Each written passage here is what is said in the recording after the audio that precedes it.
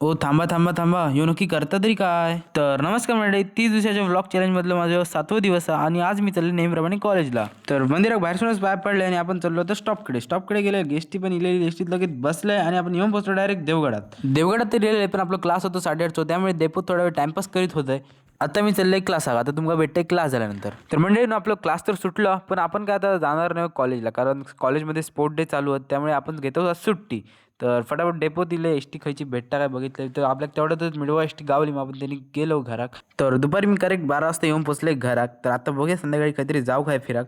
फिराक तर नाही मंडळी, पण मी लय खेळाक, पण खेळा गेले ते एक काम कोणतरी वाढवून ठेवलं होतं आपला काम, म्हणजे आपण ज्या खेळासाठी नेट लावलेला तिचं कोणतरी खांब उपटून टाकलेला आहे. मग नंतर आम्ही तोच खांब लावित होतो, हे बघा खड्डो खांता. तर मग फायनली खांब पण लावून झालो, मग आम्ही खेळत होतो, खेळान वगैरे झालं आणि हे आता मासे गरवची तयारी करत होते, सगळे आयसा विसा कापत होते. मग नंतर मासे गरवीत होते आणि मी यांच्यासोबत बसले टाइमपास करीत.